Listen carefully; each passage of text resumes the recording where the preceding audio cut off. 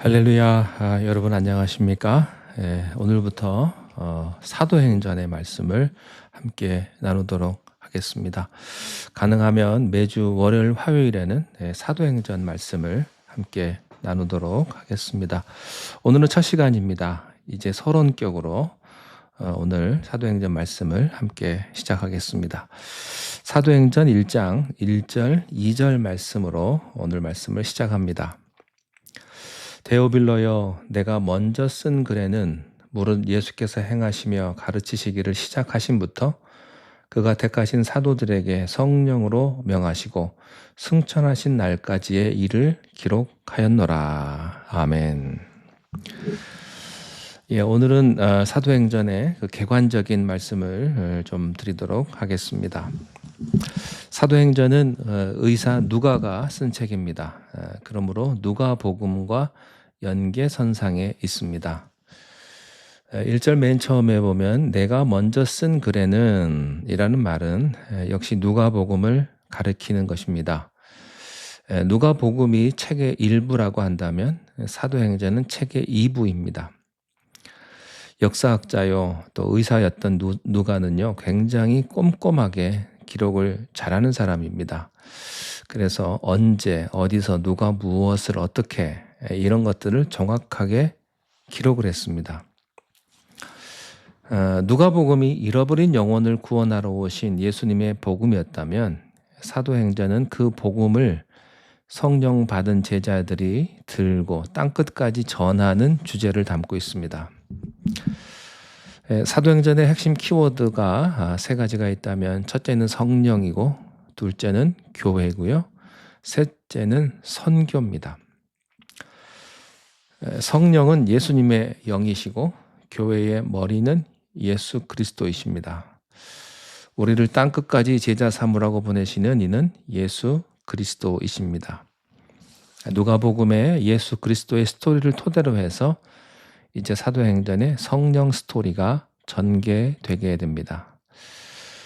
대개 사람의 전기는 아무리 위대한 사람이라고 해도 그 사람의 죽음을 정점으로 해서 끝이 납니다. 그렇지만 예수님께서는 무덤에 머물러 계시는 분이 아니고 부활하고 승천하셔서 지금도 살아 역사하시는 분이시기 때문에 그분의 스토리는 끝없는 스토리가 되는 것입니다. 사도행전의 수신인은 데오빌로입니다. 데오빌로는 누가가 잘 아는 로마의 고위층에 있는 크리스찬을 가리키는 것이기도 하지만 이 동시에 데오빌로, 하나님을 사랑하는 모든 성도들이라고 해도 그렇게 해석을 해도 무방합니다. 누가는 모든 교회의 성도들에게 처음 성령이 어떻게 오순절날 강림했고 그 성령을 받은 제자들이 어떻게 세계 복음화의 불길을 지피기 시작했는지를 우리에게 알려주고 싶었던 겁니다.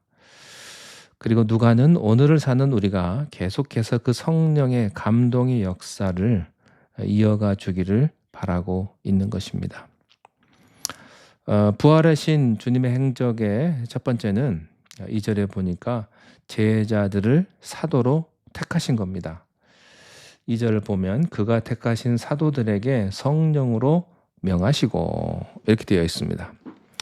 영어 성경에 보니까요. He has chosen, 이미 택해 놓은 사도들입니다. 그러니까 이 사도들이 갑자기 생긴 게 아니고 있었던 사람들이에요. 사도들은 그 전에는 제자들이라고 불리웠죠. 디사이플에서 사도, 아포스이 되었습니다. 제자는 훈련 개념이고요. 사도는 실전에 투입되는 거죠. 제자는 학생이지만 사도는 정예 병사입니다. 제자는 말씀을 받는 사람이지만 사도는 말씀을 전하는 사람입니다. 사도라는 말 자체는 이 보내심을 받는 사람이라는 그런 뜻이죠. 이제 훈련이 끝난 병사를 하나님께서 땅끝으로 복음을 들고 보내시는 것입니다. 이 사도들을 보내실 때에 성령으로 보내셔요. 택하신 사도들을 성령으로 명하셨다고 이렇게 되어 있습니다.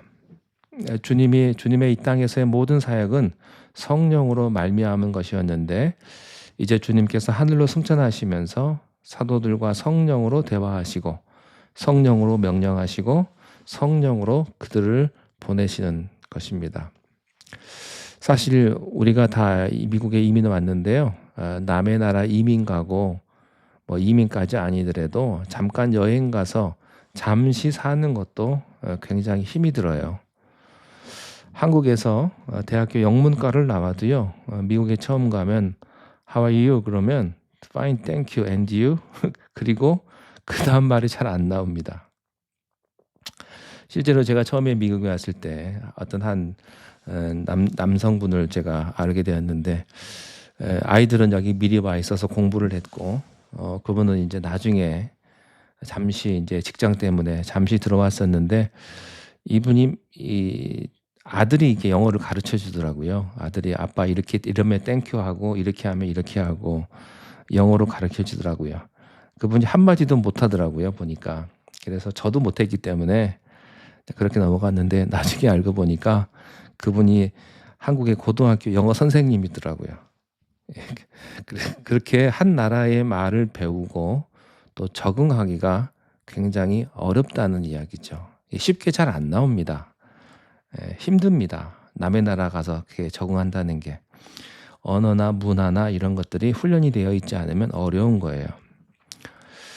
이 사도들은요, 팔레스타인 밖으로 함부로 한 번도 나가본 적이 없는 사람들이 갑자기 남의 나라 또 언어와 문화가 다른 곳에 가서 이 복음을 전하는 것이 보통 힘든 게 아닌데 이 100년 만에 이 제자들이 땅 끝까지 가서 진짜 이 복음을 전하게 됩니다. 그것은 성령을 통해서 주님께서 그들을 다스리셨기 때문에 가능한 일입니다. 오늘도 성령께서 우리를 움직이시면 우리는 우리가 생각했던 것보다 더 크고 놀라운 일을 행할 수 있을 줄로 믿습니다. 그래서 사도행전을요, Acts of Holy Spirit, 성령 행전이라고도 하는 것입니다. 주님은 부활하신 후에 40일 동안 제자들과 함께 보내셨어요. 3절에 보니까 그가 고난받으신 후에 또한 그들에게 확실한 많은 증거를 친히 살아계심을 나타내사 40일 동안 그들에게 보이시며 하나님 나라의 일을 말씀하시니라. 예수님께서 이 제자들과 함께 40일의 시간은 보내셨던 이 40일의 시간은 굉장히 신비스러운 시간입니다. 예수님께서 제자들에게 10여 차례 나타나셨다가 사라지는 것을 반복을 하셨는데요. 정말 영화에 나오는 것처럼 갑자기 그냥 펑 하고 나타나셨다가 갑자기 쓱 하고 사라지시기도 하고요. 엠마오 마을로 가는 제자들과 함께 거기서 제자들과 함께 나타나셨다가 또 갑자기 장소를 바꾸셔서 예루살렘으로 나타나기도 하셨고요. 굉장히 신비스럽게 계셨습니다. 이미 부활하신 예수님의 육체는 이 땅의 제약을 받지 않는 4차원적인 존재입니다. 그래서 마치 천국과 지상의 어떤 중간 형태로 계속 계시면서 주님은 자신의 육체 부활이 사실이라는 것을 제자들에게 계속 보여주셨던 것이죠. 주님께서는 제자들에게 하나님 나라에 대해서 끊임없이 말씀해 주셨습니다. 사람들은 땅의 제국을 바꿀 정치적인 메시아를 기다렸지만 주님의 관심은 항상 하나님 나라였습니다. 사람들은요, 교회 와서도 계속해서 이 땅의 것을 생각합니다. 동기도요, 불순한 경우가 많아요. 어떻게 하면 주님을 잘 이용해서 이 땅에서 출세해 볼까? 좀 잘 살아볼까? 어떻게 하면 주님 좀 잘 이용해서 내가 좀 복을 좀 받을까? 내 자식이 잘 될까? 이런 생각을 많이 하지만 주님께서는 항상 우리가 하나님 나라에 대한 관심을 갖기를 원하십니다. 주님께서 여기서 집중적으로 말씀하시는 하나님의 나라는요, 우리가 천국에 가서나 가게 되는 하나님 나라가 아닙니다. 여기서 만나는 하나님의 나라는 우리가 모든 족속으로 가서 제자를 삼으라는 주님의 지상 명령에 순종함으로써 이루어질 전 세계의 믿음의 공동체를 가르치는 말씀입니다. 이 사도행전의 말씀을 통해서, 이 사도행전을 통해서 우리가 성령 세례를 경험할 수 있기를 바랍니다. 그리고 상상을 초월해서 역사하시는 하나님의 능력을 우리가 경험하기를 바랍니다. 계속해서 사도행전의 말씀을 나누도록 하고요. 오늘은 여기까지 말씀을 마치도록 그렇게 하겠습니다. 기도하겠습니다. 하나님 아버지, 오늘부터 사도행전의 말씀을 시작합니다. 이 사도행전을 통해서 성령의 역사하심을 우리가 믿음의 눈으로 바라보게 하시고, 이 사도행전의 역사가 그때 그곳에서만 이루어지는 것이 아니라 지금 이 시간 이곳 우리가 있는 곳에서도 성령의 바람이 불어서 하나님의 능력을 체험하는 우리 모두가 될 수 있도록 하나님 우리의 모든 삶을 축복하여 주시옵소서. 예수님 이름으로 기도하옵나이다. 아멘.